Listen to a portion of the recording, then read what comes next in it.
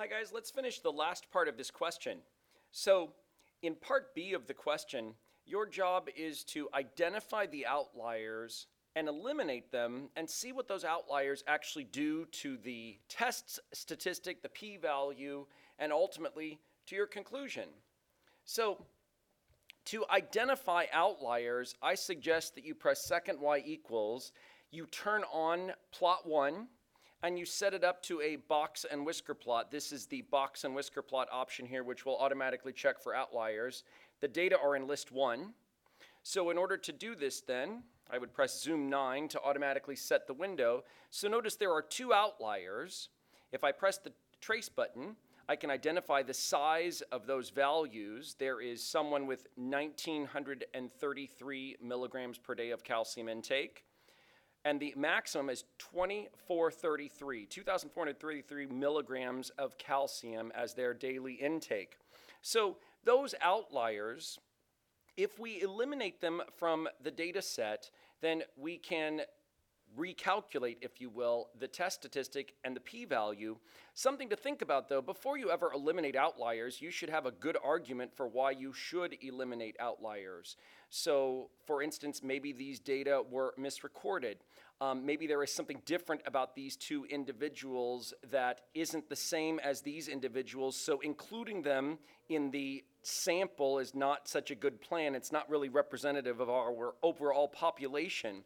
So before you just eliminate outliers at your convenience, you really need to have a story to tell which legitimizes why you are eliminating those outliers.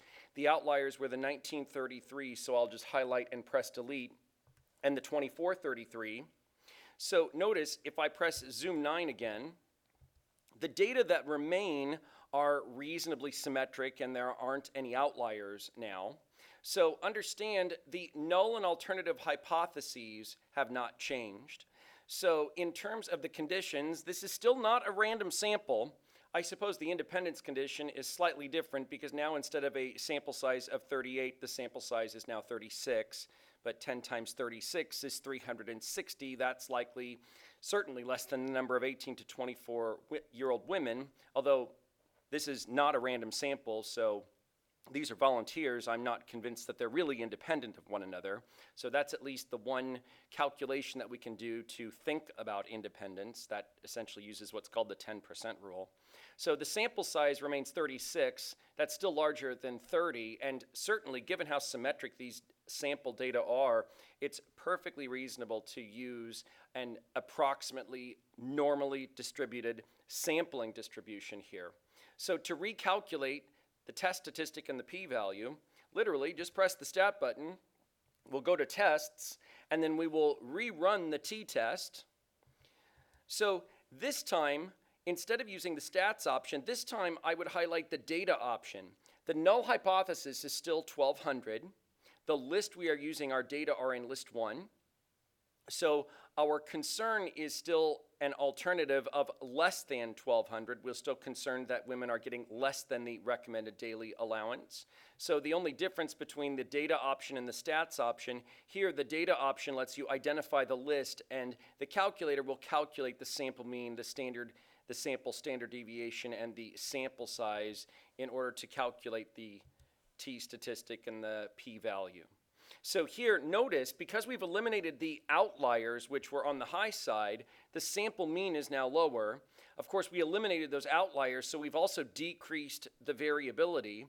Our t-score has risen. It's now negative 6.73, and the p-value has fallen. Now it's 4.3 times 10 to the negative 8th. So going back to what we had before, so our new t-score is negative 6.73. So if I relabel my diagram, here's negative 6.73. The corresponding p-value then in scientific notation, it's now 4.3 times 10 to the negative 8th. So if you take the time to move the decimal the appropriate number of places, this is a highly unlikely result, 0.000000043. There's the new p-value. So guys, you really need to list that this is a t-test for a mean. You need to name your test. You need to include your new t-statistic. That new t-statistic is now the negative 6.73.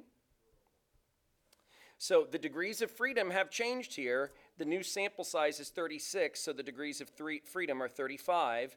And then the new p-value, listing it if you're going to use the calculator command, again, it's the 0.000000043.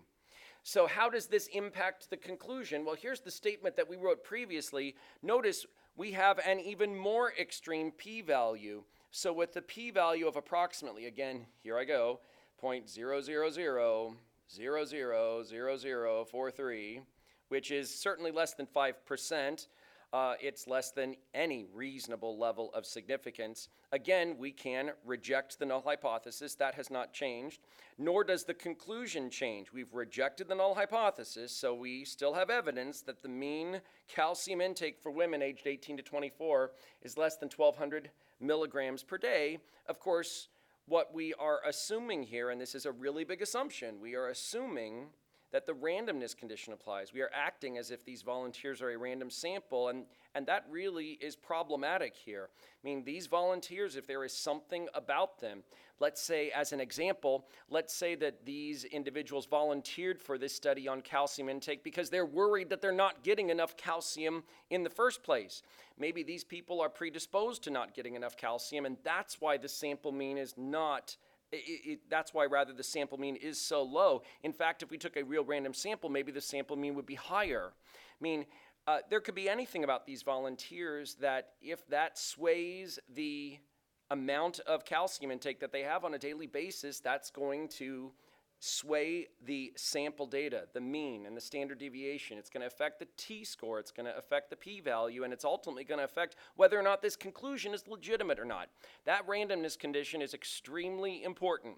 So if we assume it's random, this is our conclusion, but that is a very, very strong assumption. That's always something to keep in mind. That's something very important to consider.